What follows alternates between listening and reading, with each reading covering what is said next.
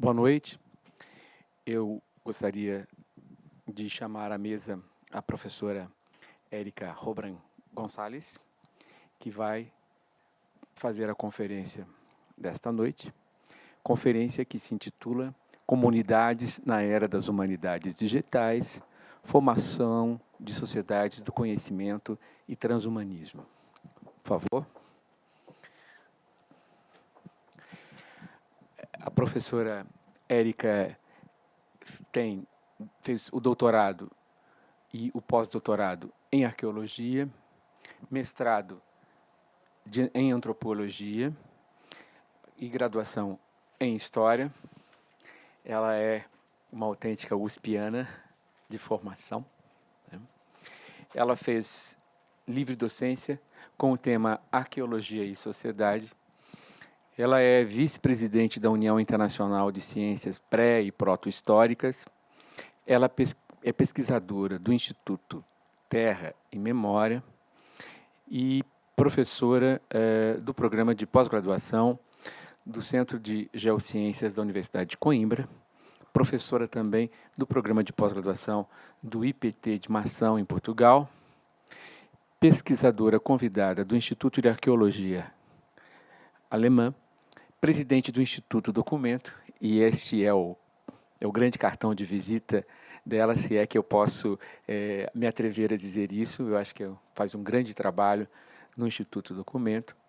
Ela tem vários artigos publicados no Brasil e no exterior, e ela foi professora nos programas de pós-graduação do Museu de Arqueologia da Universidade de São Paulo e também foi professora de pós-graduação na Universidade de Campinas, atuando em ambos os programas como professora colaboradora. A conferência dela vem muito a calhar depois da mesa redonda acontecida há pouco, né? Uma mesa redonda que nos trouxe, ao mesmo tempo, um olhar apocalíptico a respeito do futuro, não é? E, ao mesmo tempo, o projeto Bridges, né? Como uma saída para que nós enfrentemos essa possibilidade de fim do mundo, né? Tão bem pintada pelo professor Patrick Desjorges. E vocês verão, não é, que a professora Érica se distingue por uma característica notável, se ela me permite aqui antecipar, né? E para identificar essa característica, eu, como sou lusófilo, né, mais do que o meu patrício aqui, Luiz Osterbeck, né, eu vou me reportar a uma experiência acontecida em Portugal em fins do século XVIII, quando, fins do século XVIII e inícios do XIX, quando, sob a regência, sob a batuta do ministro Dom Rodrigo de Souza Coutinho, vários letrados produziram ou traduziram textos que versavam sobre temas de história econômica, sobretudo, história econômica e social, destinados a este ultramar onde nos encontramos, não é? Com propósito de melhor explorá-lo, não é?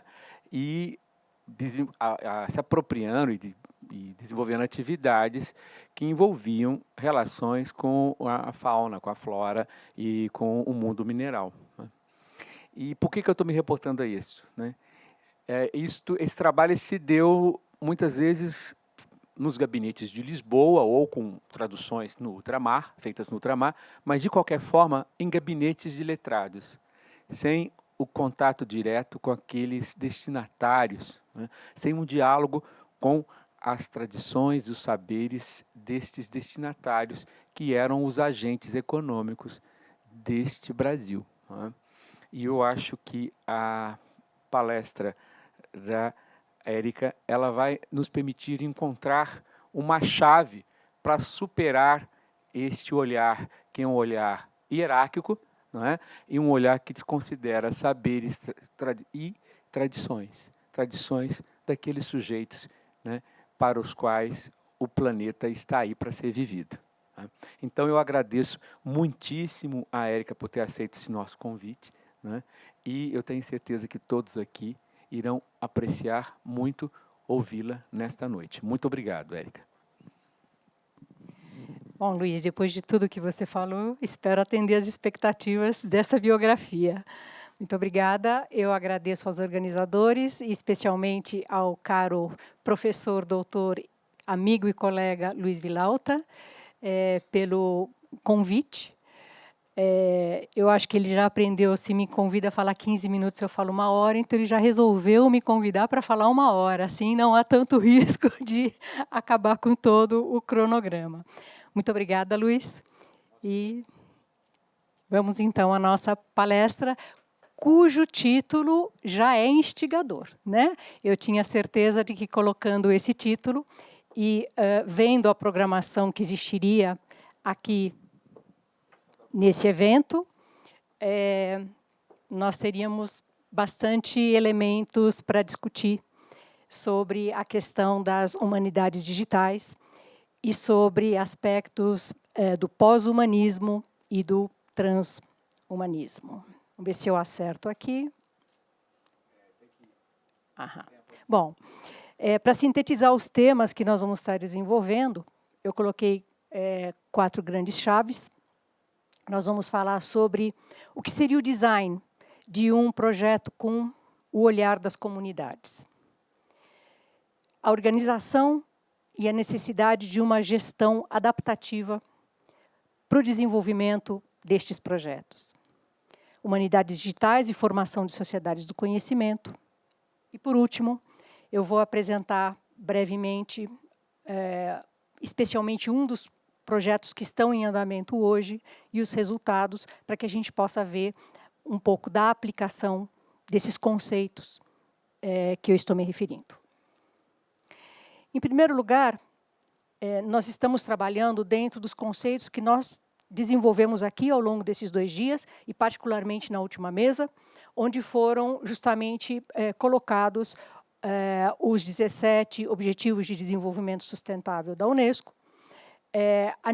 que foram criados justamente pela reflexão de que a prática de uma sustentabilidade, como vinha sendo desenvolvida, com um olhar muito voltado para o meio ambiente, não era capaz de garantir programas sustentáveis, porque eles eram justamente externos e não feitos em coprodução, cocriação e co-implementação com os modos de vida das pessoas que habitam aquele lugar, não apenas com as pessoas que estão lá, mas especialmente com os modos de vida destas pessoas,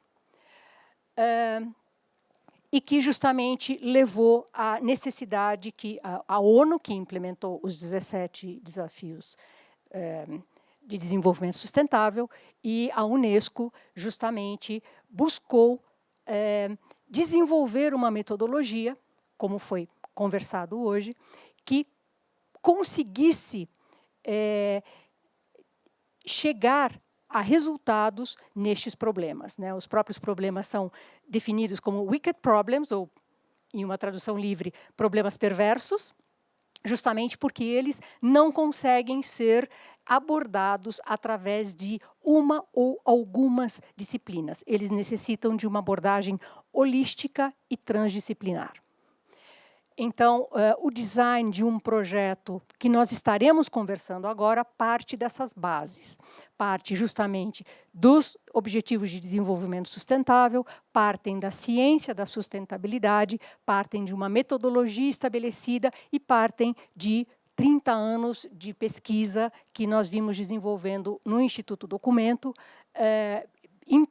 buscando a implementação de programas justamente voltados à cocriação com as comunidades e ao que hoje, vários tópicos que hoje estão dentro das diretrizes da ciência da sustentabilidade.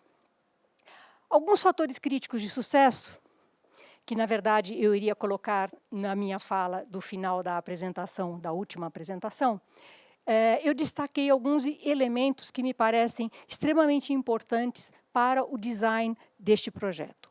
E aí nós falamos também de Brasil e América Latina. Por quê?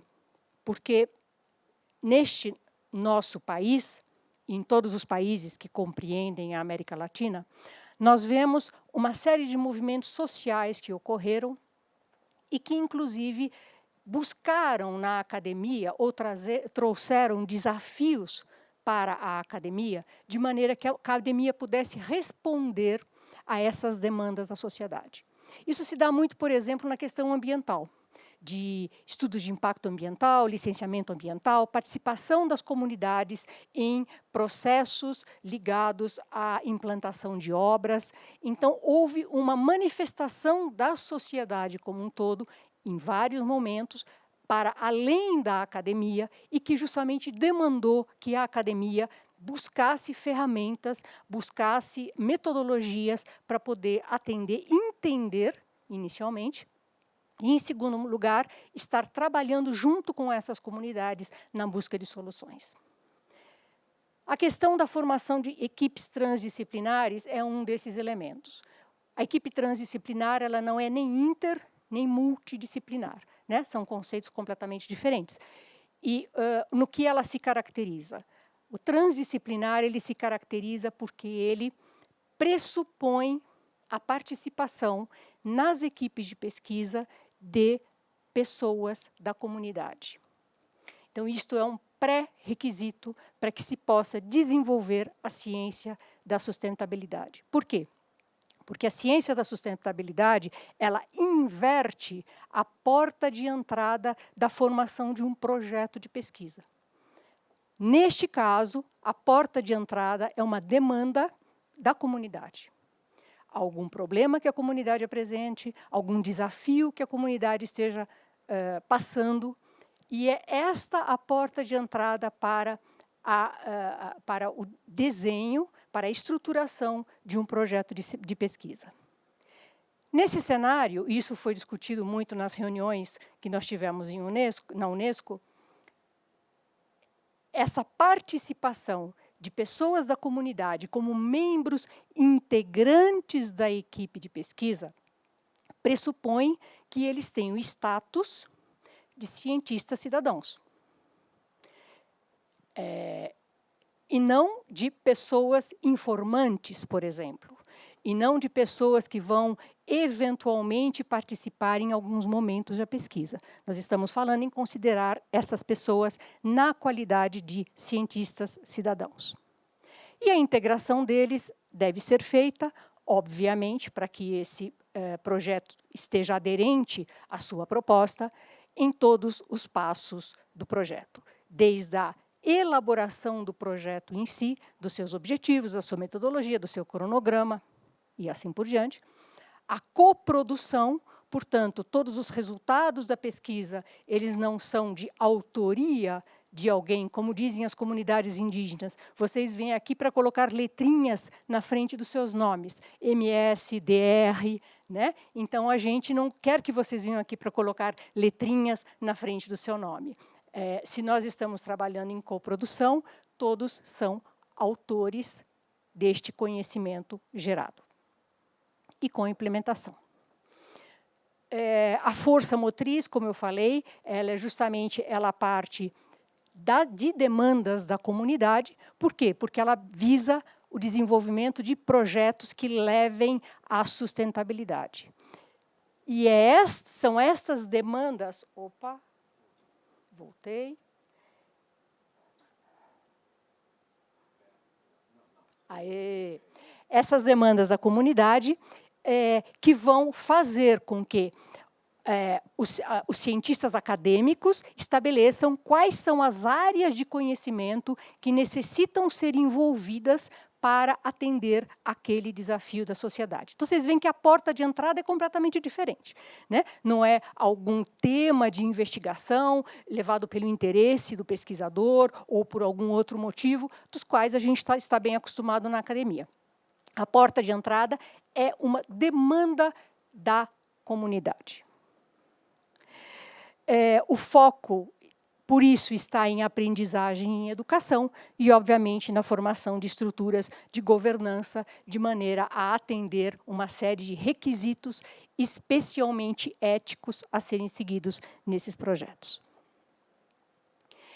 Então, a organização e a gestão adaptativa dos projetos, eles têm alguns desafios, né? Como a gente viu, a formação desses projetos ela é bastante diversa daquela que nós temos prática, da praxis acadêmica, e, portanto, ela traz alguns desafios. Eu selecionei apenas alguns para que a gente possa estar analisando. O primeiro desafio é que, considerando que nós estaremos trabalhando com grupos de interesse externos à academia, na verdade é o contrário, né? É a sociedade que vai estar trabalhando com a academia, e não a academia com a sociedade. Por quê? Porque o projeto ele começa de uma demanda da própria comunidade.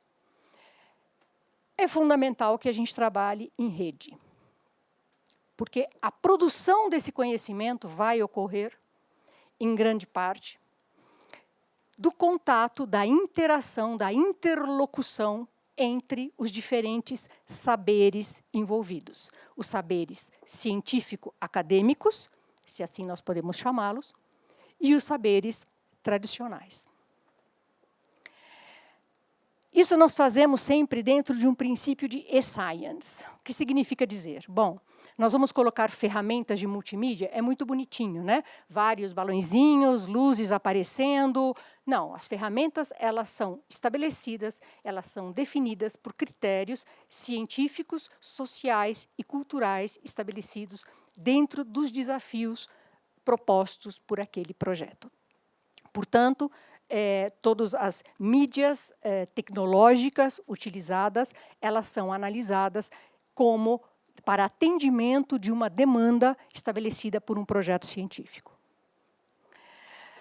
As ferramentas devem ser próprias para cada comunidade, não é? Não adianta eu utilizar maravilhosos programas que têm um custo de $10 mil ano para serem comprados, porque a comunidade precisa ter acesso imediato e irrestrito. Então, pode-se, inclusive, trabalhar com programas sofisticados, mas a sua saída tem que ser free, tem que ser através de softwares gratuitos, para que todos possam ter acesso imediato.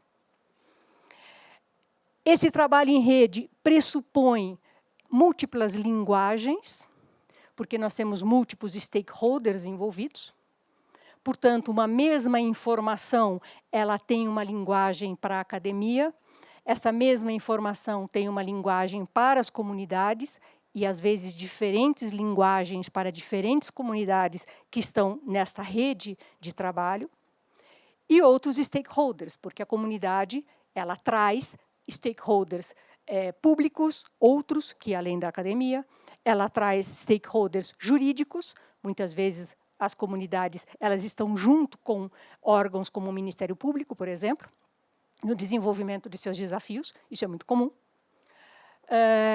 E ela, portanto, ela necessita que essas informações elas possam cumprir o seu papel nas diferentes linguagens. Isso sem dizer quando são línguas diferentes. Por exemplo, quando trabalhamos com comunidades indígenas, nós temos redes nas línguas maternas das comunidades, para que eles também possam acessar, no caso de comunidades que muitas das pessoas não falam o português. Então, além de diferentes linguagens, você precisa ter diferentes línguas. Que isso tenha acesso a todos. Portanto, você precisa verificar qual o nível de tecnologia que cada grupo de sociedade com quem você trabalha tem acesso. Não adianta eu achar que eles precisam também de um equipamento sofisticado, de um smartphone super sofisticado, para poder baixar e poder trabalhar em determinada plataforma. Então, eu preciso entender qual o acesso e qual a prática daquelas comunidades para que eu busque as melhores ferramentas na formação de uma rede. Por quê? Porque o trânsito de informação ele precisa ocorrer ao mesmo tempo e a todos. O primeiro passo a se estabelecer dentro de projetos como esse se chama confiança. E esses projetos são longos. Os projetos que eu vou falar com vocês são projetos de 8, 10 anos de implementação. Tem toda uma aproximação com as comunidades para que elas nos entendam, para que nós as entendamos, para estabelecer as melhores ferramentas que muitas vezes têm que ser abandonadas, abortadas e começar tudo do zero, porque não chegou ao seu objetivo, o que faz parte de projetos assim. E precisa justamente estabelecer essa rede desde o início, para que se saiba que a transparência de informação ela é algo vital nesses processos, para que o fluxo de informação ocorra. O tempo de resposta. A comunidade fala diretamente com o cientista. Diretamente. Com canais em que ela, por favor, eu queria tirar uma dúvida com tal profissional, com tal professor, com tal pesquisador. Ou necessitamos de um pesquisador de uma outra área de conhecimento. Então, isso que muitas vezes se ocorre e é construído dentro de uma academia através de diálogos constantes e eventos de conversas eventos como esse, por exemplo, precisam ser estabelecidos com todos estes grupos envolvidos. O compromisso ético. A ética, certamente, ela perpassa todos os slides que eu vou conversar com vocês, porque nós estamos falando justamente de problemas e de comunidades e como lidar com elas. E de conhecimentos tradicionais, que muitas vezes, inclusive, as próprias comunidades não querem que seja aberto ao público externo. Determinados conhecimentos, muitas vezes as comunidades estabelecem quais os conhecimentos, quais os dados que eles querem ou eles permitem que sejam abertos para o público externo e quais conhecimentos eles querem deixar registrado, mas reservado para a sua própria comunidade. Então, isto é um tratado de sangue, mais ou menos, que se faz, porque você vai estar trabalhando justamente com uma revitalização de memória, que, na maior parte dos casos, é proveniente de processos altamente disruptivos e traumáticos ocorridos com as comunidades locais. E, como eu falei, adaptar, inovar e recomeçar. Isto é um treinamento mútuo que é feito através de todos os participantes. O segundo desafio. Organizar os pensamentos como estratégias de ensino-aprendizagem. Portanto, nós precisamos trabalhar com a criatividade, com a arte e com a intuição para a busca de solução de problemas. Né? Nós estamos falando com diferentes stakeholders que têm conhecimentos científicos tradicionais riquíssimos, mas que usam outras formas de expressão desses conhecimentos. E, portanto, nós precisamos lidar com a cognição dessas comunidades de maneira que a gente possa estar falando uma linguagem comum. Existe hoje uma bibliografia extremamente grande sobre design thinking, que é justamente esta metodologia de organizar pensamentos através de imagens que falam por si só. E, com isso, ampliar os diálogos entre diferentes stakeholders. Significa dizer que nós temos que ter dentro da equipe, de todas as equipes, o que nós chamamos de cientistas cognitivos. São essas pessoas que têm a habilidade de pegar conceitos, conhecimentos e transformá-los em imagens, que permitam leituras em diferentes linguagens. É interessante porque nós temos cientistas cognitivos indígenas. Então, eles indicam quais são os cientistas cognitivos que eles têm para dialogar com os outros cientistas cognitivos. O terceiro desafio é justamente que tipo de governança você aplica. Quando você está trabalhando com diferentes grupos, cada qual tem os seus níveis de alçada, os seus níveis de responsabilidade, os seus preceitos éticos, assim como nós seguimos vários preceitos éticos das academias às quais nós somos relacionados. Os seus preceitos legais, embora não sejam chamados de leis, e assim por diante. Então, dentro das diferentes formas de matrizes de governança que existem, na bibliografia, nós entendemos que a governança multiníveis é aquela que melhor se aplica. Significa dizer que, num mesmo projeto, você precisa atender a diferentes formas de compromissos éticos estabelecidos por cada qual dos stakeholders que estão integrados a este projeto.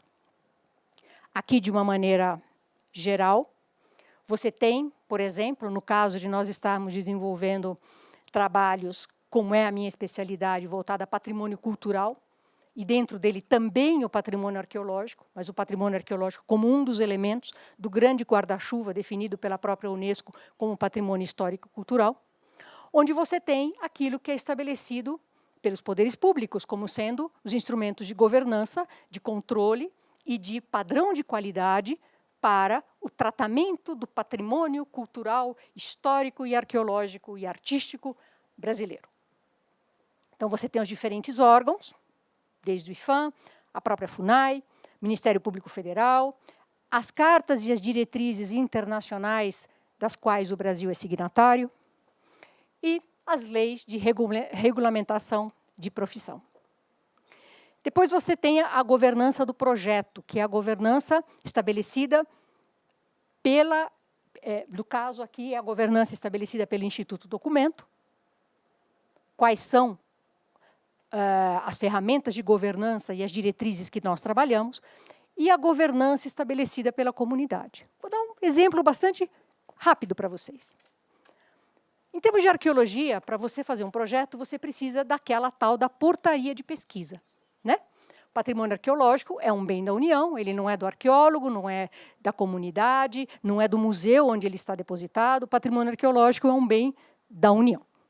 E, portanto, a União passa ao arqueólogo durante X período de tempo. Arqueólogo se torna fiel depositário de um patrimônio da União. São duas coisas que dão cadeia no Brasil. Não pagar fiança e ser fiel depositário. Crime inafiançável. Ok. Então, eu obtenho essa tal da portaria, porque eu obedeço a esta governança aqui. E aí eu chego na terra indígena e falo, bom, eu tenho essa portaria, eu vou escavar esse sítio arqueológico. Vocês podem imaginar a resposta que eu vou obter. Eu tive uma experiência muito interessante num congresso que eu participei há 20 anos atrás, na Argentina, onde era um congresso de arqueologia, onde uma pessoa de uma comunidade de povos originários veio participar. E quando alguns colegas foram falar sobre um projeto de pesquisa no Chile, que estava sendo desenvolvido em escavação de sítio-cemitério, essa comunidade se levantou e falou a eles que eles não tinham mais necessidade de escavar novos cemitérios, porque eles sabiam o que existia lá dentro. Então, se eles quisessem a informação, eles perguntassem a eles e não destruiriam assim os seus restos, porque aos olhos da comunidade, uma pá carregadeira ou um arqueólogo não tem muita diferença, porque ambos destroem a sua história e os seus vestígios. E que, portanto, eles entendem que ou a arqueologia era útil, trazendo informações necessárias para a revitalização de suas memórias, ou ela era inútil, quando apenas desenvolvia trabalhos de repetição de conhecimentos e que também acabassem impactando vestígios materiais, estruturas, territórios e memórias dessas comunidades. Então, você imagina como há 20 anos atrás eu fiquei absolutamente perplexa, porque eu já vinha nessa linha de pensamento e eu falei, está correto, é isso mesmo. Portanto, as comunidades elas têm uma governança específica, porque você necessita, além de algo legal, você precisa que as comunidades entendam que aquilo é importante. Hoje em dia não se vai mais a um sítio arqueológico. Hoje você vai a uma comunidade, onde dentro da comunidade existe um sítio arqueológico. A perspectiva é completamente diferente. Porque você precisa entender o que a comunidade entende por patrimônio. Quais as demandas que ela tem com relação àquilo. Qual o significado que ele vê naquele patrimônio. E, a partir daí, construir um projeto conjunto. Portanto, essa questão de governança ela é extremamente importante para que todas as variáveis relacionadas a essas comunidades sejam atendidas dentro de um projeto que busca justamente desenvolver uma linha na ciência da sustentabilidade. A organização do projeto, no Instituto Documento, nós optamos por utilizar o software chamado Adaptive Management, desenvolvido pela Universidade de Berkeley, na Califórnia, por cientistas, e que é uma gestão, uma ferramenta de gestão para projetos científicos. E que tem como objetivo justamente organizar as variáveis, os cronogramas, os milestones, pelos desafios sociais e científicos que são estabelecidos pelo projeto. Né? Se a gente pega plataformas de gestão, por exemplo, vocês têm gestão, tarefa, homens-hora, cronograma, atingiu, ou seja, é mais operacional. E este, como é desenvolvido por cientistas, as suas métricas de medição são justamente os desafios científicos e sociais. E ele é um projeto que, pelo seu próprio nome, pressupõe que, para atender desafios científicos sociais, é necessário uma gestão adaptativa. Significa dizer que este projeto vai precisar se reorganizar, se reavaliar e, muitas vezes, se reinventar ao longo do tempo, porque isso faz parte do aprendizado, isso faz parte do processo de enfrentar desafios científicos sociais em comum com as comunidades. Então, por exemplo, os milestones de avaliação são o que nós alcançamos fase a fase, o que nós aprendemos, nós, cada um dos diferentes stakeholders, o que deu certo, o que deu errado, para que possa se passar a uma outra fase até que isso seja completado. Aqui está a quantidade de países em que é utilizado esse projeto, essa ferramenta de gestão adaptativa feita pela Universidade de Berkeley. Vamos passar agora para o terceiro item, humanidades digitais e formação de sociedades do conhecimento. Alguns conceitos. Conforme nós já tínhamos falado,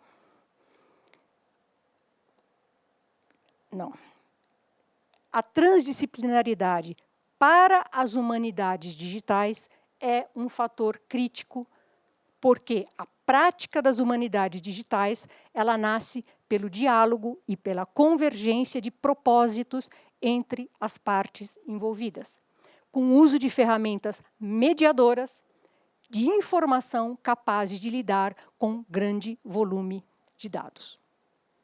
O objetivo das ferramentas de humanidades digitais é justamente a produção de conhecimento a partir da mediação da tecnologia digital. Então, a tecnologia digital está fazendo uma mediação para uma produção de conhecimento e no âmbito das humanidades. Se nós olharmos apenas no site do CNPq, buscando projetos de pesquisa no Brasil que estão feitos para o desenvolvimento de ferramentas ligadas a humanidades e digitais, nós temos hoje 9 universidades com projetos cadastrados no CNPq e voltados ao desenvolvimento de ferramentas ou da parte conceitual de humanidades digitais. Então, no Brasil, isso a questão das humanidades digitais, obviamente, é uma bibliografia extremamente extensa, desenvolvida em vários lugares do mundo.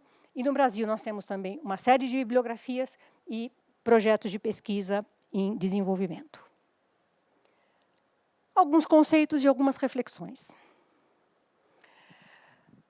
Sem dúvida, eu não digo o advento, porque as humanidades digitais e todas essas ferramentas, elas vêm sendo desenvolvidas há décadas. Não é uma coisa nova. Elas trazem problemas teóricos e práticos das humanidades que recebem novas perspectivas através da computação. Né? nós todos sabemos, os próprios HDs se tornam novos espaços de pesquisa e de ressignificação de uma série de dados e de informações, especialmente abrindo novas possibilidades de ensino e aprendizagem. É claro que o acompanhamento, quer dizer, o desenvolvimento das humanidades digitais, elas necessitam ser acompanhadas de reflexões humanistas a respeito delas. Nós temos também alguns outros movimentos que já são mais, vamos dizer, dentro de uma linha um pouco diferente do que a gente está falando, que são o pós-humanismo. Na verdade, o pós-humanismo está ligado às humanidades digitais, porque ele fala em inteligência artificial, né? Hoje, todos nós lidamos dia a dia com a questão da inteligência artificial. Vocês sabem muito bem disso. Você abre o Google e você já recebe as notícias conforme o seu perfil. Você compra uma passagem e começa a receber propaganda de outras empresas querendo te vender a passagem mais barato. Então, tudo isso e muito mais é derivado da inteligência artificial e suas diferentes interfaces. O pós-humanismo precisa ser analisado justamente no que se refere a como essas mídias digitais transformam a sociedade, a economia e a cultura contemporâneas. Do outro lado do extremo, nós temos aquilo que é desenvolvido, que já é bastante antigo, ele vem da década de 60 do século XX, que é o transhumanismo, que é justamente um movimento intelectual, com mais de 50 anos, que visa transformar a própria condição humana, sob a alegação de que justamente não devemos mais ter sofrimento ou doenças, então melhorando a genética humana para que a humanidade tenha mais conforto e, ao mesmo tempo, ainda numa extremidade um pouco mais distante, criando indivíduos que possam, inclusive, começar a habitar outros planetas. Então, é uma questão de transformação genética. Ela também, como eu disse, ela não é nova e ela já trouxe uma série de elementos que são bastante comuns hoje na nossa sociedade, como, por exemplo, a questão genética para determinadas doenças, como, por exemplo, hoje a questão de inseminação artificial. Então, isso tudo está relacionado às pesquisas ligadas com o transhumanismo. Bom, o fato. Estes processos, eles são realidade. Eles não são algo do futuro. Não é algo que vá se desenvolver para um momento do tempo que nós precisamos verificar ou entender como isso vai acontecer. Isso já é realidade. Eles estão sendo construídos há décadas. Então, a pergunta pode ser resumida aqui, nessa nossa conversa, porque, obviamente, isso daqui tem uma série de outros desdobramentos. Quais são as decisões que eu, como pesquisador, devo tomar para atender as comunidades em seu caminho de decisão? As comunidades com as quais eu trabalho, elas estão constantemente lidando com isso. Ou você acha que as comunidades que usam o streaming para decidir uma série de questões de livros, de filmes, quando sentam para conversar conosco, eles vão querer uma apostila escrita? Podem até receber uma apostila escrita, mas eles trabalham hoje com outra questão de informação. E é isso que nós precisamos acompanhar. Um exemplo de projeto em humanidades digitais nos é dada pelo Movimento Social 5.0, desenvolvido pelo governo do Japão, em seu Plano Básico de Ciência e Tecnologia, abril de 2016, para ser implementado no Japão até 2020. Esse movimento social 5.0, ele foi uma resposta à Revolução Industrial 4.0, desencadeado pela Alemanha, e que tem como o seu principal desafio justamente a automatização de várias etapas de produção industrial, né? Então, trabalho com robôs. Já se pressupunha, nas premissas da Revolução Industrial 4.0, que a a Revolução Industrial 4.0 precisaria ser acompanhada por um movimento social, considerando todas as consequências sociais que a implantação da Revolução Industrial 4.0 traria para a humanidade. Uma das mais óbvias, mas não a única, é a questão do desemprego.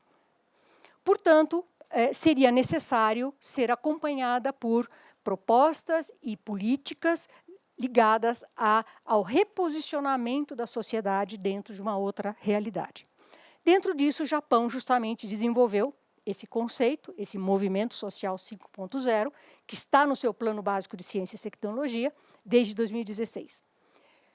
A definição dela é justamente que ela busca desenvolver práticas para que se chegue a uma sociedade centrada no homem, que equilibra o avanço econômico com atividades sociais, e a resolução de problemas sociais por um sistema que integra o ciberespaço e o espaço físico. Os objetivos são justamente a incorporação de tecnologias no bem-estar e na saúde da população, especialmente considerando que o Japão é um dos países onde o acesso à tecnologia é um dos maiores do mundo, em todo o Japão. Portanto, essa implantação dessa proposta que o governo do Japão fez, ela é algo factível, segundo os seus objetivos, e considerando que é uma população com um envelhecimento muito rápido.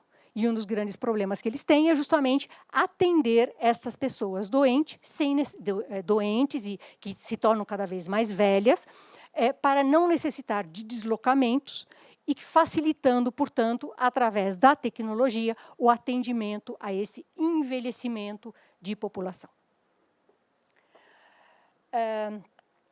E sua meta é justamente o conforto e a qualidade de vida. Eu não vou aqui explorar isso, não é o objetivo da minha apresentação, mas só mostrando a vocês como alguns governos estão implementando políticas voltadas justamente à implementação de movimentos sociais que estão ligados à questão das humanidades digitais e ao pós-humanismo. Projetos e resultados. No Instituto Documento, nós vimos investindo em pesquisas toda vez que nós nos confrontamos com um projeto que o desafio científico, social e cultural daquele projeto se apresenta mais complexo do que as ferramentas que nós desenvolvemos até então. Então, nós temos uma área de think tank, por isso que ele se chama Documento Think Tank, que busca sempre as melhores práticas nacionais e internacionais, voltados a problemas de investigação que são apresentados pelos projetos e pelas comunidades com as quais nós trabalhamos. Embora o Instituto tenha 33 anos, é mais ou menos a partir do ano 2000 que este tipo de abordagem, essas demandas que a sociedade faz para os projetos científicos se acelerou e que nós, então, organizamos essas questões.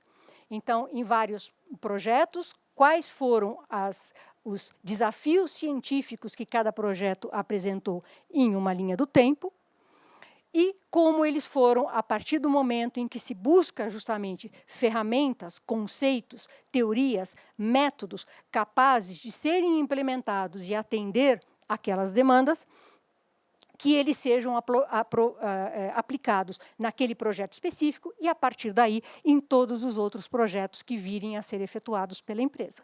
Significa dizer que, obviamente, cada projeto herda as experiências destas metodologias, né, que vão sendo ampliadas, desenvolvidas e implementadas ao longo dos anos. Nós temos hoje mais de 500 projetos desenvolvidos em todo o Brasil e participamos justamente de diferentes órgãos internacionais, também buscando boas práticas, inspirações, referências para poder lidar com as pesquisas que nós desenvolvemos. As premissas dessas pesquisas, já falando nos projetos, em primeiro que eles são organizados no formato de organizações de aprendizado. Significa dizer que todos os agentes que estão dentro do projeto estão aprendendo. Seja ele uma pessoa com uma letrinha na frente, um doutor, um mestre, um PhD, ou seja, um cientista cidadão. Porque o formato deste projeto ele é completamente diferente. E cada projeto, por lidar com comunidades diferentes, com espaços diferentes e com desafios científicos e sociais diferentes, é diferente pela própria natureza. Portanto, o aprendizado é algo contínuo. Todos estamos aprendendo o tempo todo. E são desenvolvidas várias ferramentas justamente voltadas à questão do ensino e aprendizado constante e mútuo. Nós ensinamos e nós aprendemos o tempo inteiro nestes formatos de organização. A base de trabalho são territórios sociais. Já foi conversado hoje e detalhado pelo professor Luiz Osterbeck, eu não vou repetir. Mas sustentabilidade é buscar encontrar modos de vida em territórios físicos e o seu manejo dentro de uma perspectiva sustentável. E neste cenário, considerando não apenas como experiências com as quais nós aprendemos para propor e implementar formas sustentáveis de desenvolvimento, não apenas as atuais, os modos de vida atuais, mas considerando também a somatória de experiências acumuladas naquele mesmo território ao longo de milênios. Né? A gente fica, às vezes, um pouco pasmo de estar em determinada região e virem modelos de manejo que são extremamente interessantes, extremamente bem elaborados, mas que são vindos de fora. Nada contra. Eu busco de fora várias referências. Mas não considerar as práticas milenares que uma pesquisa arqueológica pode fornecer de diferentes sociedades, com diferentes modos de vida, com diferentes olhares e aproveitamentos, usos e transformações daquele espaço, como experiências a serem acumuladas na tua tomada atual de decisão, para mim me parece extremamente restritivo. Portanto, a necessidade de você trabalhar com base em territórios sociais, portanto, territórios com significância, com compreensões, com simbolismos, com paisagens culturais e as diferentes assinaturas antrópicas que esta paisagem recebe ao longo do tempo. Considerando uma assinatura antrópica, os vestígios físicos, as modificações, os ecofatos que essa paisagem traz das sociedades que a habitaram ao longo do tempo. Considerar análises preditivas com ferramentas de simulador e modelagens de sociedade, de territórios sociais. Ou seja, modelar esses territórios ao longo do milênio. Como eles eram, como eles se transformaram, a partir de que tecnologias, quais as tecnologias disponíveis, quais os modos de vida disponíveis, e você ter, através de uma sobreposição de modelagens, né? Vamos voltar naquela ideia do design thinking, onde você justamente precisa apresentar de uma maneira lúdica essas modificações da paisagem, permitindo, inclusive, que muitas ocupações atuais do território brasileiro, que não reconhecem qualquer vínculo com a arqueologia, o que é muito comum nesse país, né? Não, isso aqui é coisa de índio, isso daqui não é minha história, isso não é a minha história. Isto é a história de um outro, de um ser que eu acho interessante, essa machadinha polida, mas eu não tenho qualquer vínculo. O território passa a ser a tua plataforma de diálogo. Isso se mostrou extremamente útil nas pesquisas que nós desenvolvemos. Porque, embora eles possam não ter qualquer vínculo cultural e, às vezes, até uma certa distância, né, enfim, dessas comunidades indígenas, que não são a minha história, porque eu não sou índio, o território, o reconhecimento do território, das marcas que o território tem, e o reconhecimento que outras comunidades usaram aquele mesmo território onde eles têm a casa hoje, traz uma plataforma de diálogo para o reconhecimento da diversidade, a valorização desse patrimônio e, consequentemente, a sua preservação. Porque só preserva algo alguém que o valoriza. Se você não valoriza uma coisa, você não vai preservá-lo. E para você valorizá-lo, você precisa entendê-lo. Então, existe uma cadeia de elementos que precisam ser trabalhados de maneira a integrar estes conhecimentos, essas diferentes experiências históricas que grupos humanos tiveram naquela mesma paisagem onde hoje se busca uma solução de sustentabilidade, como exemplos a serem somados. Não seguidos, a realidade hoje é outra, mas considerados no modelo, porque eles são inspiradores, eles podem trazer elementos que se somam às novas tecnologias, aos modos de vida atuais e aos modos de vida que queremos ter no futuro.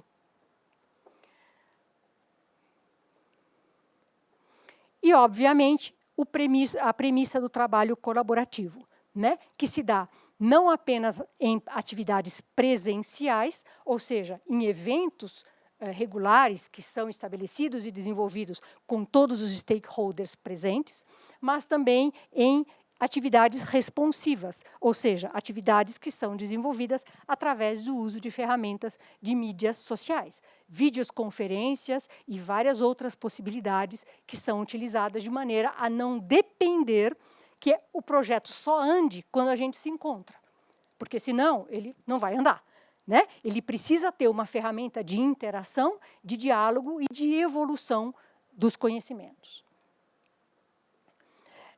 Vou passar rapidamente, isso daqui é o ecossistema do Instituto Documento, que entra sempre através da sua linha programática, estabelece, então, qual é o design específico daquele projeto que estará sendo iniciado, né? Todas as variáveis sociais e ambientais existentes, eu preciso conhecer as comunidades a fundo para conseguir estabelecer essa relação, e eles precisam nos conhecer a fundo. Então, tem toda uma lição de casa a ser feita previamente para que a gente possa estar lidando com a maior quantidade possível de dados e preparado para esse diálogo que vai ser iniciado. E aqui, elementos que são desenvolvidos desde o princípio do programa, mas que visam ser um dos seus resultados finais, que é um plano de gestão a ser trabalhado junto e escrito junto com as comunidades para aquela situação, aquele desafio científico ou aquele patrimônio que está sendo trabalhado em conjunto durante aquele projeto, e um master plan que mostre alternativas de futuro e que sistematize como ferramentas que eles usam, então, depois para dar continuidade aos seus trabalhos ou mesmo dialogar com poderes públicos ou com outros stakeholders que venham a eles. Aqui, apenas a estrutura desse nosso Project Design. Justamente, cada projeto ele entra e é verificado quais são as linhas programáticas a serem aplicadas dependendo dos desafios que aquele projeto apresenta. Então, como linhas programáticas, nós temos a ciência da sustentabilidade, desenvolvida através da diplomacia cultural e da governança. A ecologia histórica é apoiada quando os projetos são de arqueologia na Environmental Archaeology, porque ela tem mais de 50 interfaces, a Environmental Archaeology, para a serem técnica e metodologicamente acionadas conforme a demanda que o projeto apresentar. Arqueologia colaborativa, transdisciplinaridade, arqueologia cognitiva, ou ciência cognitiva, e science, e resiliência.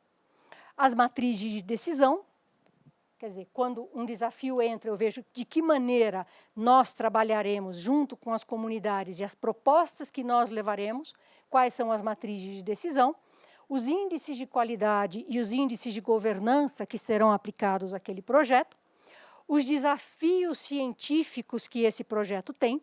Então, esses desafios e suas variáveis são estabelecidos, então, a partir de um diálogo com as comunidades.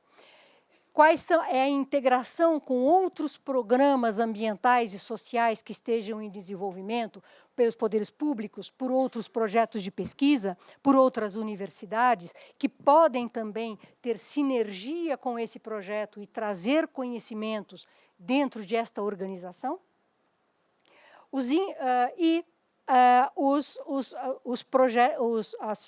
Os produtos de sustentabilidade que são previstos para serem implantados ao longo do programa. Aqui apenas uma imagem mostrando justamente como a informação necessita ser organizada e distribuída e perpassar por todos os stakeholders envolvidos no projeto, através das diferentes ferramentas que são criadas para isso.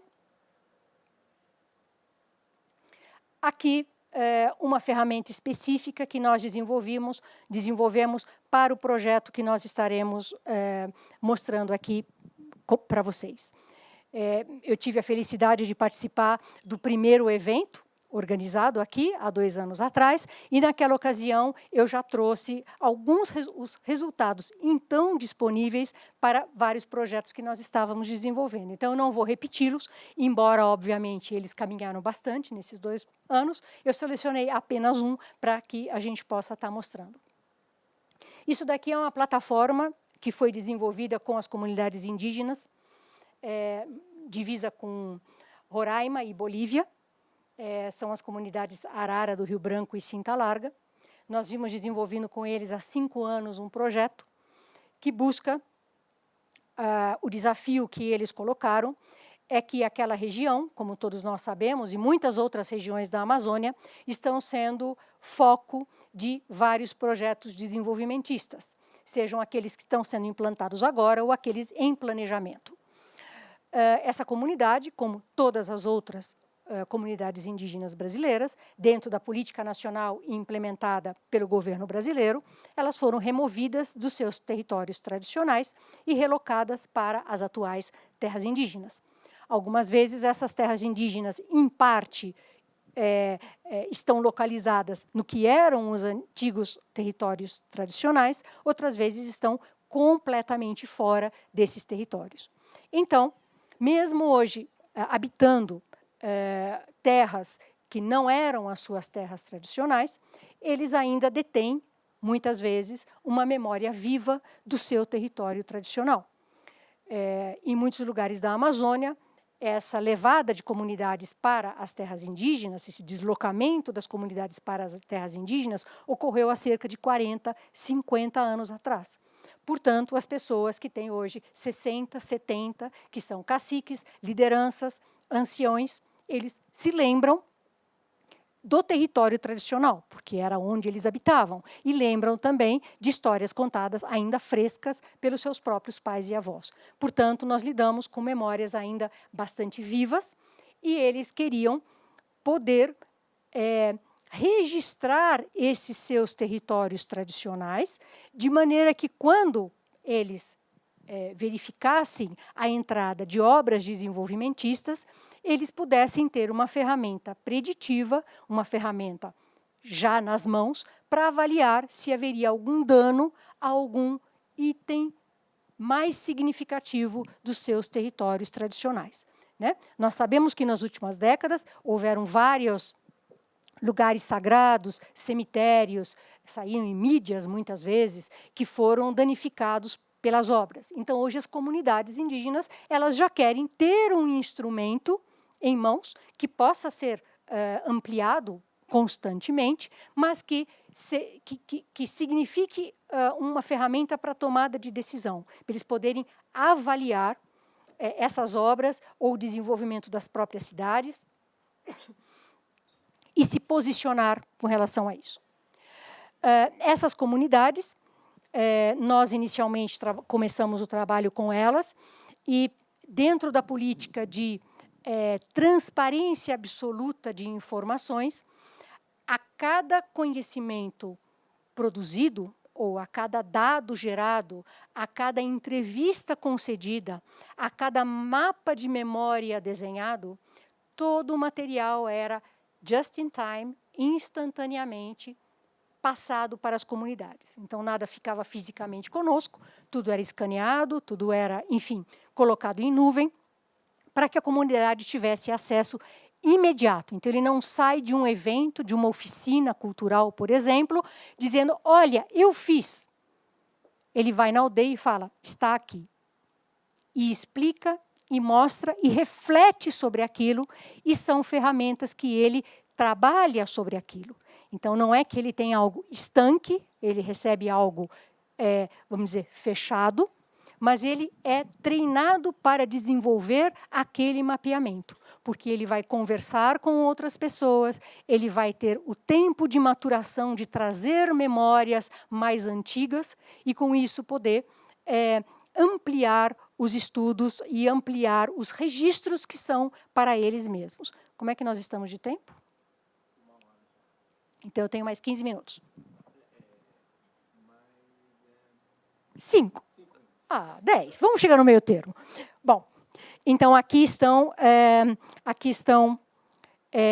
símbolos feitos pelas próprias comunidades e os outros órgãos que estão dentro dessa rede de formação. Nós, inicialmente, tínhamos um tablet, onde cada cacique levava o tablet com todas as informações, mas a gente achou que isso não era suficiente, porque só o cacique tinha um tablet debaixo do braço. Então, nós desenvolvemos as nossas ferramentas para ser acessável por um celular. Portanto, hoje nós temos um app, que a comunidade tem instalada e todas as pessoas da comunidade que têm interesse, porque sempre existem os que têm interesse e os que não têm interesse, todos os que têm interesse e participam do programa baixam essa ferramenta e participam, mandam informações, corrigem materiais e têm acesso imediato. A dinâmica dos trabalhos, volto a dizer, ela é feita em cima dos 17 Objetivos de Desenvolvimento Sustentável e cada uma das comunidades fez uma reflexão para ver quais dos 17 Objetivos de Desenvolvimento Sustentável são desafios para eles. Alguns eles falaram, olha, fome zero para nós não é. Tem uma comunidade que falou isso. Nós podemos não ter todo o acesso, mas nós plantamos. Outros são bastante importantes. Então, eles fizeram uma seleção de quais os desafios que eles estariam trabalhando através da revitalização de sua cultura tradicional. Aqui, então, nós temos o mapeamento das paisagens culturais, manejo e preservação, com alto uso de tecnologia. Então, por exemplo, nós ensinamos eles a trabalhar com drones, e eles trabalham com drones, por exemplo, para verificar outros elementos, como queimadas, como acesso de madeireiros dentro de sua terra.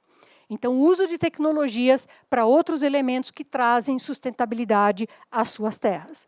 Mapeamento através do Google Earth, que é justamente um mapeamento tradicional. Então, eles têm GPS e eles vão nos lugares, mapeiam, fotografam, fazem a descrição e isso é passado para as equipes para que possam justamente estar formando a integração. Registro 3D de cultura material ligada aos seus elementos tradicionais, que estão se perdendo. Isso daqui, por exemplo, é a tal da cinta larga. Os índios são chamados de cinta larga porque eles usavam uma cinta feita de uma casca de árvore, né? E que a cinta larga original, ela hoje está se perdendo a forma de confecção, e o registro eles refizeram a peça e fizeram registros 3D também. Aqui, presença digital. Como eu falei para vocês, existem eventos responsivos e eventos presenciais.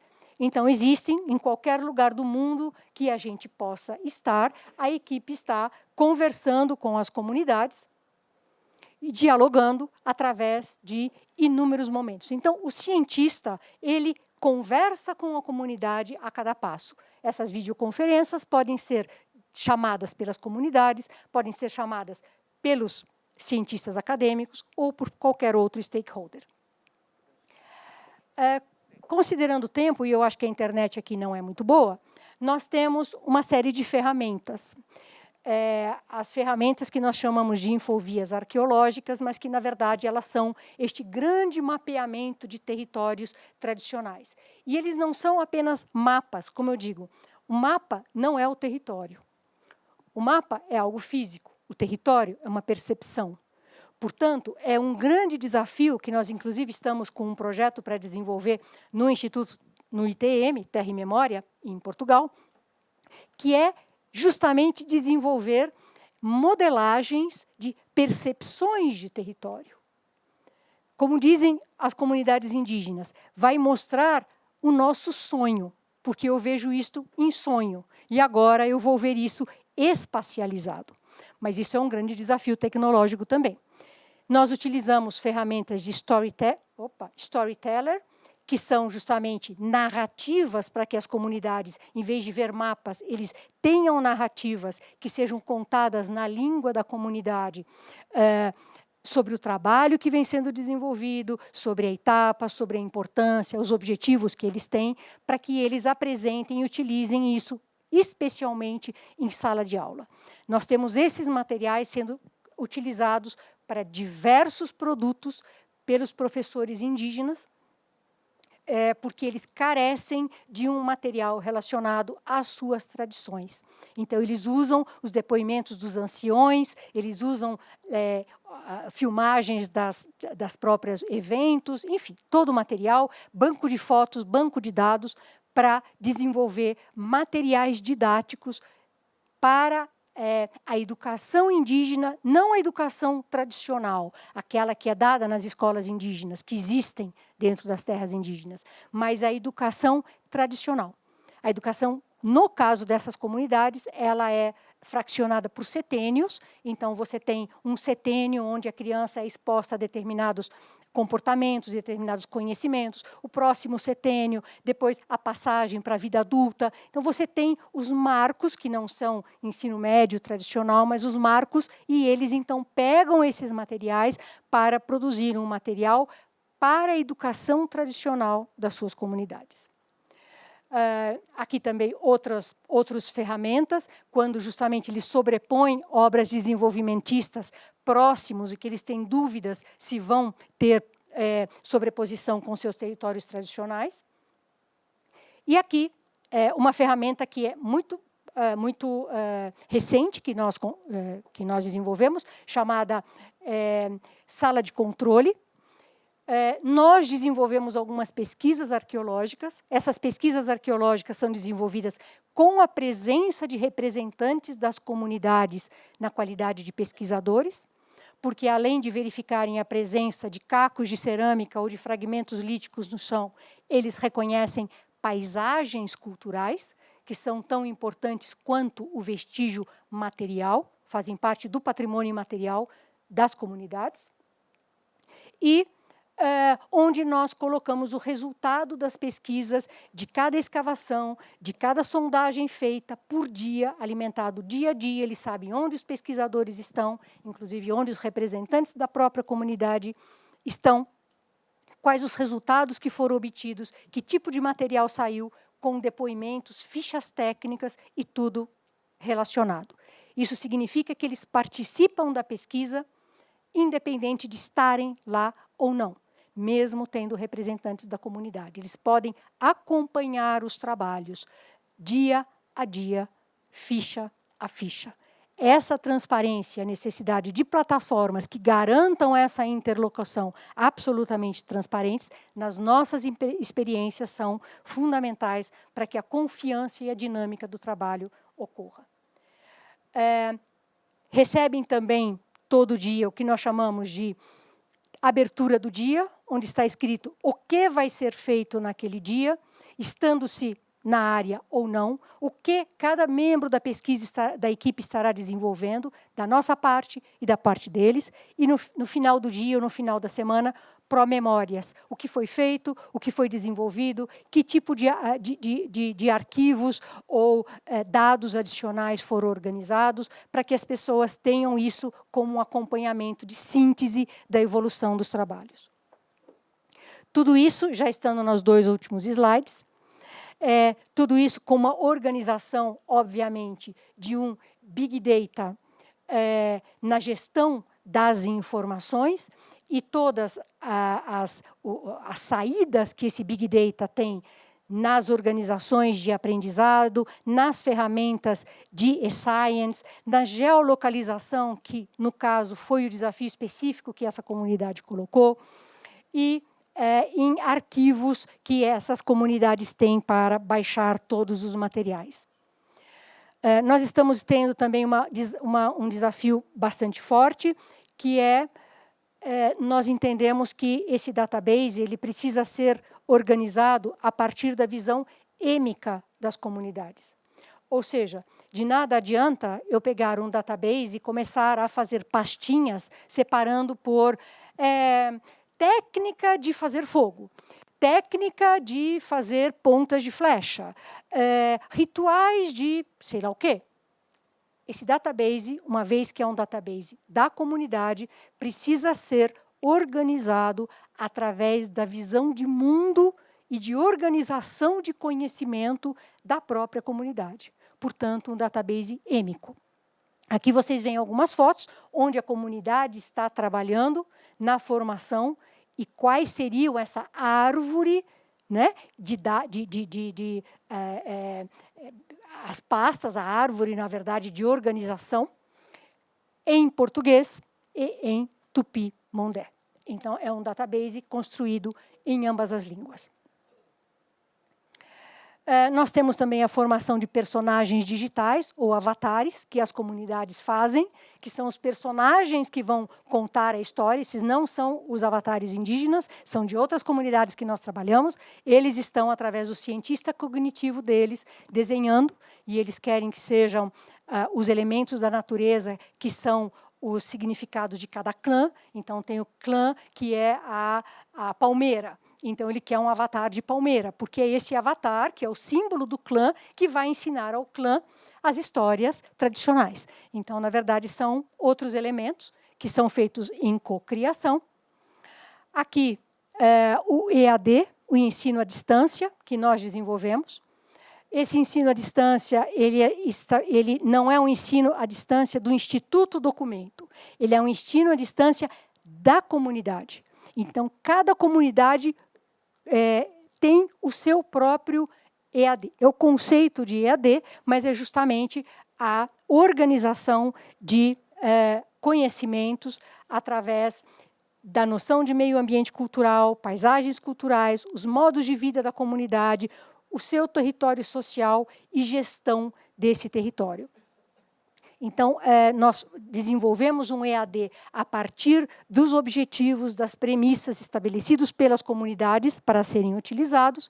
E aqui o nosso slide final, que é uma plataforma, é como se fosse um Bridges em miniatura, né? Nós temos os diferentes modos de vida de diferentes comunidades indígenas com as quais nós trabalhamos e que têm interlocução entre si. Eles têm, às vezes, desafios semelhantes, eles têm, às vezes, dúvidas sobre melhores caminhos ou querem entender a experiência do outro. Então, quando existe esse desejo, através de uma plataforma nossa, que nós chamamos de modos de vida, as comunidades, entre elas, trocam experiências, trocam materiais, aí conforme os seus conhecimentos, que é justamente essa rede de conhecimentos que a gente busca desenvolver. No caso, eu trouxe um exemplo de comunidades indígenas, mas nós trabalhamos com várias outras comunidades pelo Brasil, comunidades caiçaras, comunidades tradicionais, enfim, ribeirinhos, uma série de outras comunidades que, então, podem dialogar entre si através das suas experiências, dos seus produtos e de como vem desenvolvendo, mesmo após o fechamento do programa. Todas as mídias são mantidas, nenhuma mídia tirada fora do ar. Ao contrário, ela passa a ser da comunidade, que continua a desenvolvendo através das suas experiências e de novos desafios que essas comunidades recebam ao longo do tempo. Muito obrigada.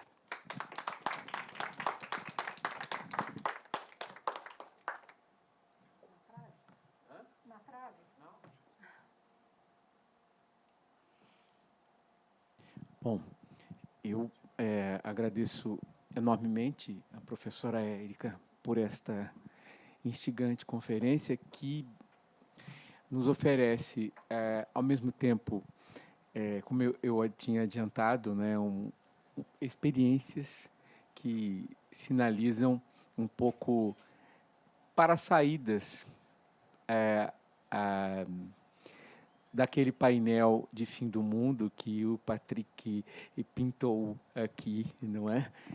Na sua exposição. Não é? E eu acho que isso é muito interessante, porque ela consegue reverter, inverter uma série de modelos e de práticas do fazer ciência. Né?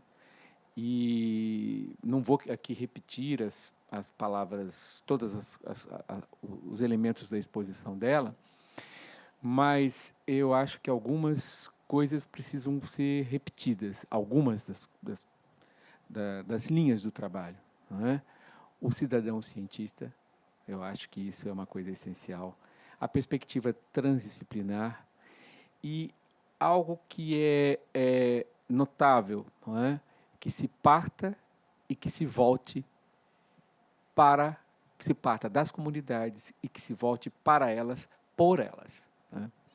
E o que eu acho que fica mais interessante, que talvez o grande desafio que a gente vê é de como as tecnologias novas elas podem ser apropriadas por comunidades tradicionais em prol do seu próprio bem-estar e em prol da sustentabilidade delas próprias. Né? Eu acho que esse é o grande desafio. Né? E eu fiquei assim, absolutamente encantado, já conhecia não é, o trabalho dela, não é? Mas no dia de hoje, eu acho que, para quem acompanhou todas as discussões feitas no dia de hoje, essa conferência ela o fecha com chave de ouro, não é? Porque nós vimos experiências de Barão de Cocais, nós vimos experiências de Ouro Preto, não é? Nós vimos toda uma reflexão mais teórica, conceitual sobre a sustentabilidade, não é? Nós vimos aí, como já falei, não é, o projeto Bridges, não é, e as premissas filosóficas e políticas que o inspiram, que foram bem delineadas pelo Patrick Degeorge. Né? E agora nós temos aqui não é, todo uma espécie de mapa, né, e uma espécie de conjunto de estratégias para promover a sustentabilidade, né? E para fazer esta apropriação das mídias do nosso tempo e das tecnologias do nosso tempo em prol do nosso bem-estar. Eu me lembrei, Érica, do nosso velho professor Paul Singer, quando na década de 60 escreveu um manualzinho de história de economia, não é? Em que ele apostava de que os computadores, né, e os robôs poderiam levar a uma libertação do homem, né? E a gente, enfim, quando viu também a nossa geração aqui, mais velha, viu a internet, também apostou nisso, e a gente percebe, e a gente vive, o quanto que a liberdade prometida virou aprisionamento, não é? E eu acho que o seu trabalho nos sinaliza a possibilidade de outros movimentos. Né? Bom, já que eu falei demais, então eu coloco aqui para o público a possibilidade de fazer perguntas.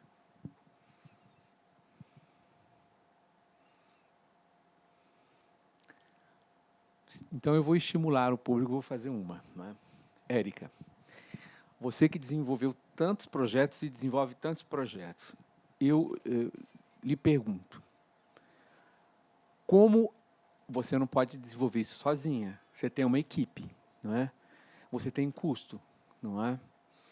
E como é que você trabalha justamente com a formação de recursos humanos, de modo a compatibilizar essas pessoas que trabalham com você com todas essas premissas, com toda essa metodologia que você desenvolveu ao longo desses anos todos. E, ao mesmo tempo, quem são... Eu sei que você vai me dizer que são vários, né? Quem são os financiadores e como você obtém esse financiamento? Porque se há uma coisa de que a gente sente muita falta, é desse mapa, o mapa da mina, né? Que é muito difícil, não é? Que nós essa obtenção desses recursos, né? Considerando as urgências e as demandas do capital, que é sempre voraz. Né? Bom, eu queria só fazer um pequeno parênteses, já que veio de você isso, só ligando a própria cátedra que está sendo formada aqui na Unesco.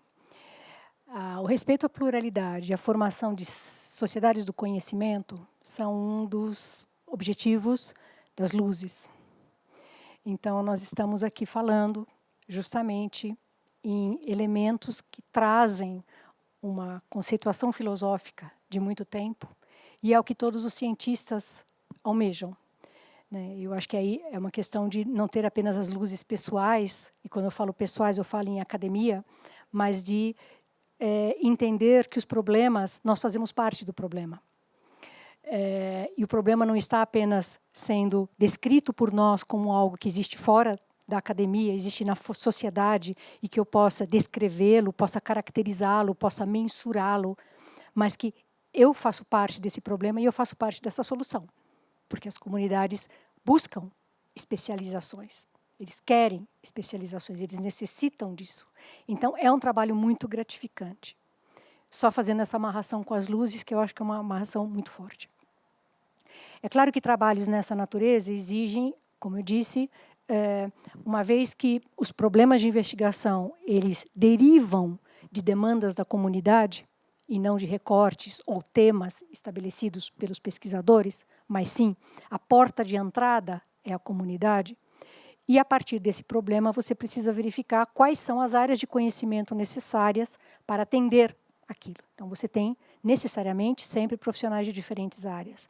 Nós já tivemos programas de pesquisa com mais de 80 pesquisadores. E pesquisadores de muitas áreas do conhecimento.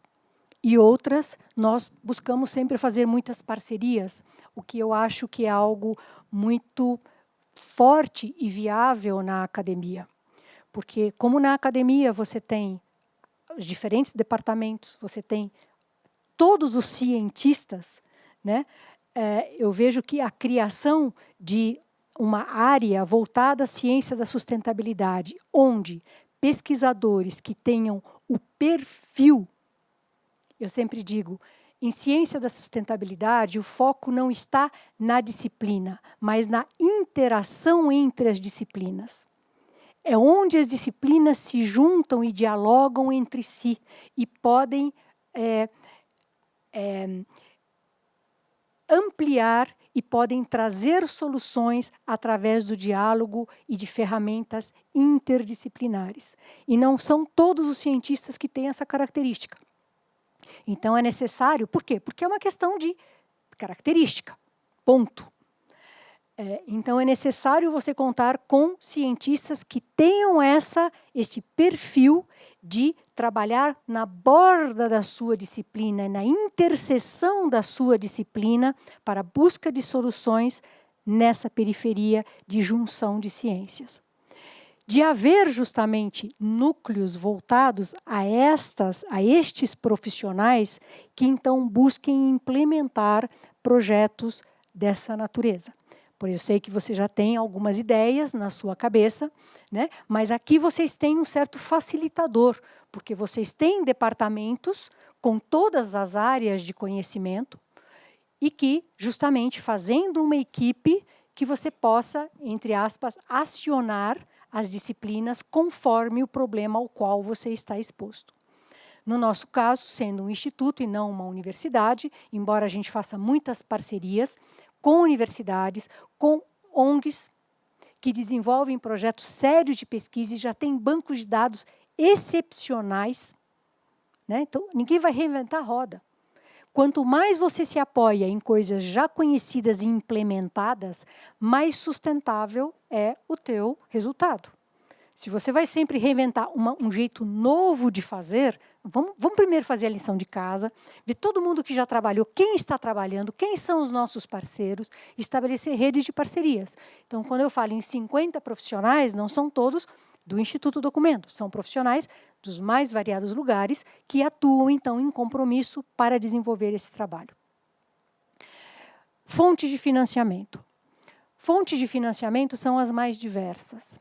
Nós temos fundações e, enfim, a própria longevidade do Instituto, que nasceu de uma empresa prestadora de serviço, que hoje é um instituto, o próprio, vamos dizer, conhecimento que ela tem entre no mercado e entre academia e entre instituições, existem muitas empresas que elas têm cotas de responsabilidade social. E essas cotas não são pequenas, às vezes são 5% do seu faturamento. E eles não está dentro do seu próprio core business, muitas vezes, desenvolver essas práticas.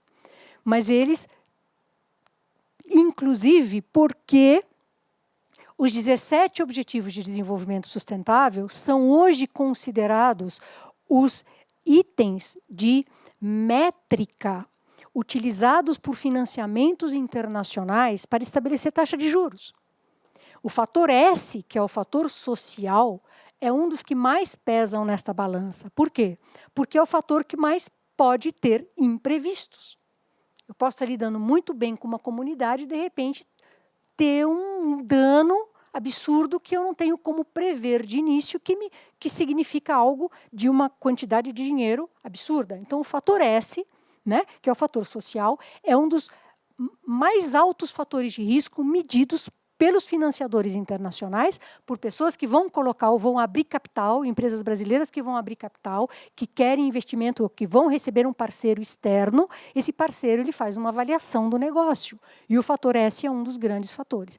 Portanto, o chamado risco cultural, existem várias métricas e nós temos, inclusive, pessoas de relações internacionais dentro das nossas equipes, porque a diplomacia cultural é sempre uma ferramenta de conversa com os stakeholders como um todo.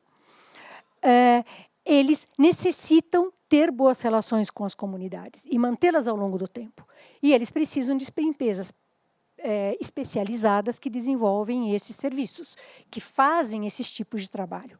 Então, hoje, os nossos principais financiadores é justamente o meio corporate, que é um meio que precisa atender regras de responsabilidade social e cultural, até porque investimentos de países como a Europa não são fornecidos. Se você tem danos ambientais ou sociais, cortam imediatamente os financiamentos e a tua taxa de juros vai lá para o espaço. Então, você tem esse segmento que necessita de pesquisas com comunidade, de trabalhos com a comunidade que voltem à sustentabilidade, que trabalham com os 17 Objetivos de Desenvolvimento, que são as métricas utilizadas por quem está colocando dinheiro no negócio dele, para desenvolver trabalhos sérios.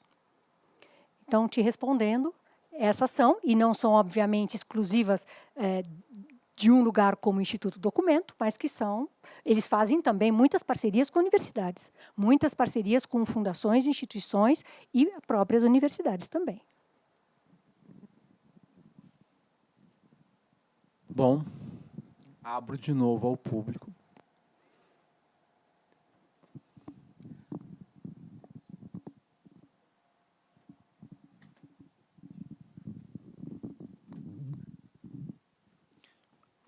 Boa noite, professora Érica. Considerando que as comunidades indígenas, e não só as comunidades indígenas, mas comunidades tradicionais, passam a utilizar e se apropriar das tecnologias como uma forma de empoderamento e de acesso à informação, tecnologias, elas passam a ter um elemento diferencial de poder que ele tende a modificar a realidade dessas comunidades. Existe algum tipo de perspectiva de mudança, de impacto que seja esperado, além da própria formação do histórico, do patrimônio, do poder da memória, mas tem algum outro tipo de impacto que é previsto que aconteça a partir do domínio e do uso das tecnologias por essas comunidades indígenas?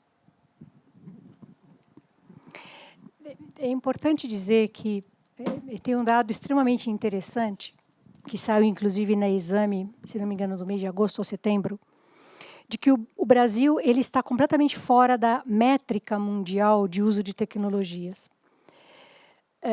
Enquanto essas métricas mundiais indicam que países com um desenvolvimento semelhante ao do Brasil, eles têm um baixo acesso à tecnologia, o Brasil ele está na contramão. 80% da população brasileira hoje, de alguma maneira, tem acesso à tecnologia, o que é completamente diferente do que se é esperado. É claro que isso significa diferentes usos dessa tecnologia. Você pode utilizá-la para ensinar, para ampliar, por exemplo, pesquisa e ensino, como você pode utilizar essa tecnologia para os mais variados usos que toda a sociedade, não apenas as sociedades indígenas e crianças, e, enfim, estão abertos a ter. Essas comunidades todas têm acesso à tecnologia, em primeiro lugar, né? Eu me lembro de uma vez que eu estava no meio da aldeia do Xingu e eu tinha um daqueles global, enfim, os celulares que pega direto por satélite, porque uma vez por mês, eu precisava dizer que estava tudo bem ou que dá alguma posição. E quando eu tirava o meu global, saíam das ocas todas as pessoas com seus celulares, dizendo, já temos sinal de celular aqui na aldeia? Opa! E eu olhava assim, eu falava, uau! Enfim, claro que isso é uma pergunta complexa, que tem diferentes desdobramentos, que é algo que pode até haver uma medição nossa por um período, mas não por um futuro de médio e longo prazo. Mas, com certeza, todos nós sabemos que o acesso à internet é algo que está aí, que é uma realidade. Eu tenho alguns outros elementos bastante interessantes, porque, de um modo geral, as pessoas mais jovens da comunidade, eles têm uma resistência muito grande às práticas tradicionais. Então, eu já tive alguns depoimentos chocantes, onde, falando com pessoas, enfim, indígenas, em aldeia, não, mas eu não sou índio. Não, eles são índios. Eu não sou índio, eu já nasci dentro de um novo, sou brasileiro. Então, aquela questão da negação da identidade é uma coisa muito forte, com comunidades não só indígenas, como em várias comunidades, e que o que menos eles têm interesse é ficar sentado numa roda de conversa ouvindo o velho contar mito. Especialmente se os eventos acontecem na cidade, porque com essa tecnologia nós temos que fazer eventos onde eles moram e eventos também na cidade até para treiná-los. E nesses eventos da cidade, eles estão interessados em ficar no fundo da sala, no WhatsApp. E nós começamos a chamá-los pela tecnologia. Nós vamos treinar vocês a usarem as tecnologias, porque vocês estarão registrando a memória da comunidade. E eles começaram a se interessar pelo projeto. E hoje são pessoas que estão fazendo cursos de tecnologia que, através do registro da sua cultura, se tornaram os guardiões na nuvem da sua cultura. Então, eu não consigo te responder. Eu acho que isso é um problema muito complexo. Mas eu entendo que nós temos elementos muito positivos, porque essa comunidade não é que ela vê o seu não é que o território, você usou um termo, agora eu não consigo repetir, que o território está expresso na mídia. Não. O território está na minha memória. Eu tenho independente da mídia. Ele está agora representado numa ferramenta que, sem dúvida, eu vou usar como engajamento civil. Porque eles vão nisso, debaixo do braço, do Ministério Público. Como nós vamos, com os nossos mapas. Então, eles dizem, isto é uma ferramenta para eu conversar com o branco. Eu não preciso dessa ferramenta dentro da minha aldeia, porque eu conheço. Mas eu preciso dessa ferramenta para mostrar para o branco onde está aquilo que eu sei que está. Então, acaba sendo uma ferramenta de registro, porque eles sabem que, enfim, a oralidade ela vai-se embora, e eles entendem que é importante. Eu tenho depoimentos de caciques falando, eu quero que você registre, mas não através da sua ciência, através da minha ciência. Então, nós vamos aprender a tecnologia porque eu vou ver qual é a tecnologia melhor para eu poder. Assim como existem várias comunidades que não querem mais antropólogo dentro das comunidades. Eu não preciso mais de ninguém para falar sobre mim. Eu mesmo falo sobre mim. Isso é um fenômeno que está acontecendo no Brasil. Né? E isso é um empoderamento. Então, é um tema muito complexo que você colocou. Mas eu acho que nós também temos que apresentar ferramentas para eles poderem dialogar com a comunidade que os impacta diretamente. Eu acho que isso é um elemento bastante positivo. É um empoderamento, sem dúvida. Uma criança, quando está aprendendo, ela está sendo empoderada para conversar e dialogar com o mundo e se posicionar com esse mundo. Essa é a visão que nós buscamos trabalhar. Tá? Mas volto a dizer, sem dúvida, para qualquer cidadão do mundo, o acesso amplo à tecnologia. Você vê hoje 75% da geração Y necessita de atendimento psiquiátrico. 75%. Alguma coisa está errada. Então, eu acho que isso é um problema justamente daquilo que foi colocado. As humanidades digitais necessitam de uma reflexão das humanidades sobre o que está acontecendo com as humanidades. Onde elas estão se achando e onde elas estão se perdendo. Eu não sei se eu respondi, porque é uma resposta difícil, mas pelo menos como a gente tem trabalhado. Obrigado pela sua pergunta. Alguma pergunta a mais? Bom, eu vejo que não. Eu agradeço enormemente a professora Érica por essa conferência brilhante e instigante, que suscita em nós grandes indagações, né? E, além de apontar alguns caminhos, né? Agradeço ao público presente e convido a todos para amanhã, primeiramente para ver os pôsteres que serão apresentados de 8 às 9 horas e depois das 9h30 para acompanhar as mesas redondas que acontecerão na parte da manhã, na parte da tarde e, por fim, à noite, a conferência de encerramento. Muito obrigado.